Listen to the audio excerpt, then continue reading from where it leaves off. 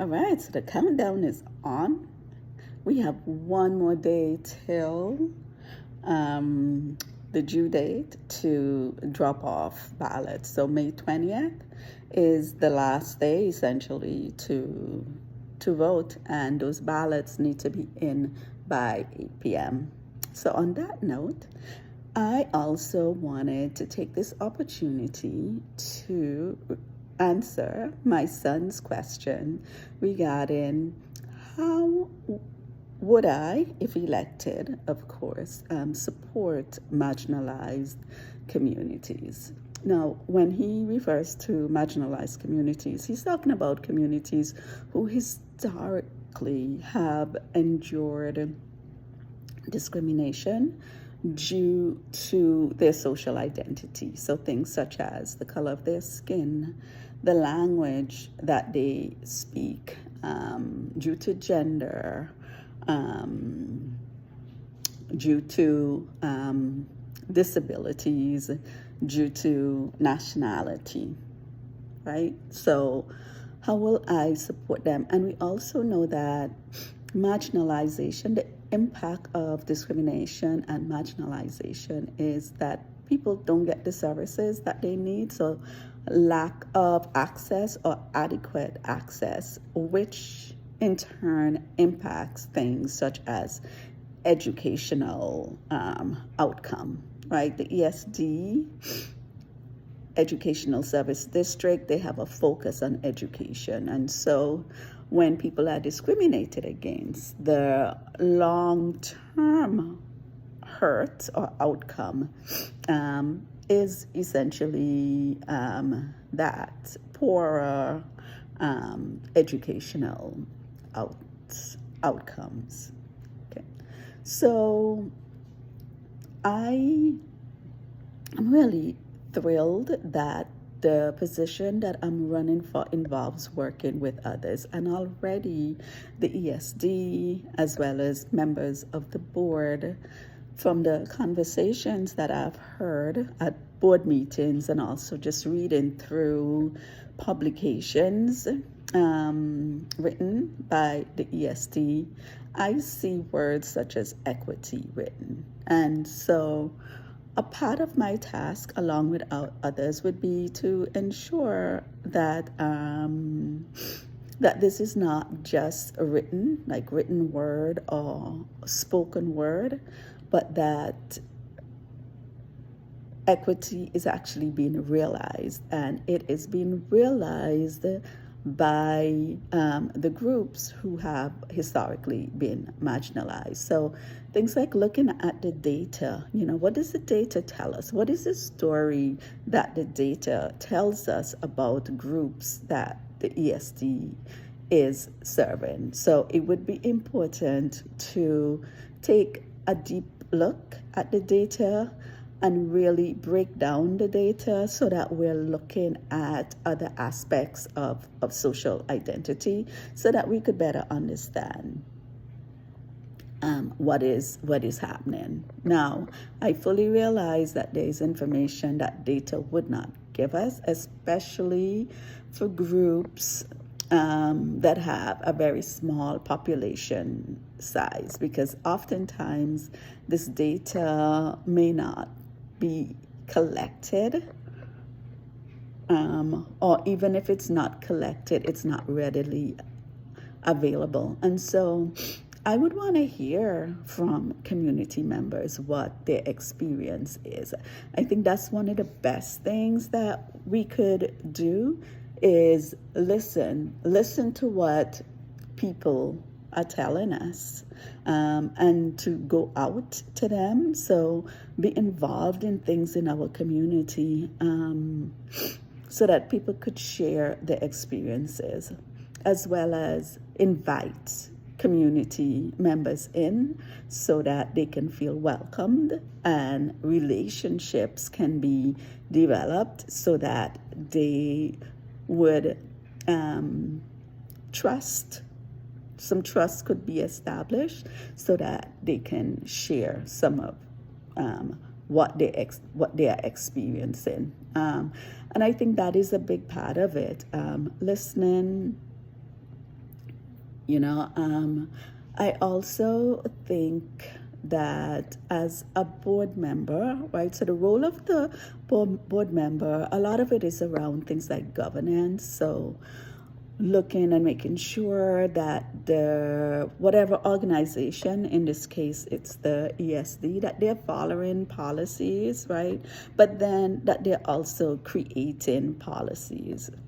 And I think even when we think about policies, that that we really have to wear an equity lens and recognize those policies that actually reinforce marginalization. So that would be important, as well as creating policies that really supports the work of inclusion and decolonization as well. Um, so again, those are some other ways um, that I'm looking forward to serving on the board. So I think one of my biggest superpower is questioning. So when I was growing up, I used to ask a lot of questions, and I still do. Part of it is I'm just curious, and that's just the way I understand my world, is by asking questions. But my mom used to call me her questioning machine, right? So not answering machine, but a questioning machine. And this is something that I would bring to this position, like really not just going along with things, but asking hard questions, because I think it's when we ask hard questions that we really begin to understand whatever is happening, and in so doing, being able to support the community as well as the ESD, because after all, the ESD does have as its goal being able to serve all members, providing good service to everyone who receives services from them. So those questions and asking questions from a position of gaining understanding would be helpful as a board member. And when I think about supporting marginalized communities, so I mentioned listening, inviting people in, going out in the community to hear about people's experiences. I also think about supporting staff and specialists who work at the ESD, and so supporting work that builds community for staff would be important, and really helping to build just a supportive, inclusive climate, because I also know that when staff feels valued and supported, that they're able, or they are much more likely to do the work that looks at things like uncovering marginalization and working towards building more equitable and inclusive and diverse communities. So in a nutshell, those are some of the ways in which I would support the ESD in fulfilling its mission around serving marginalized communities. And again, reinforcing that this is not just about me, but really it's about a team really being invested in ensuring the health of the community that we serve.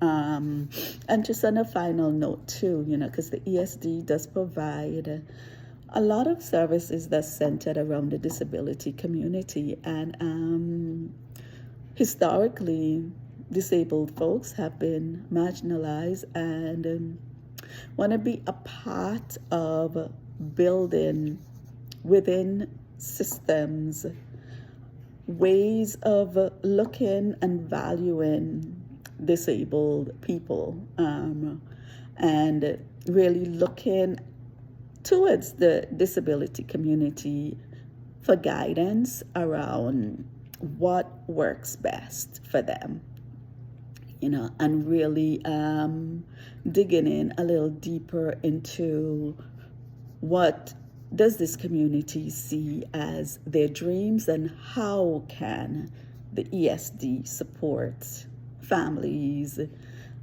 children, and the whole disability community in general. So again, I'm running for the Lynn Benton Lincoln ESD, that's Educational Service District, Zone 4 Board of Directors position. May 20th is the last day to submit your ballots, and ballots need to be in by 8 p.m. Okay, take care. Bye.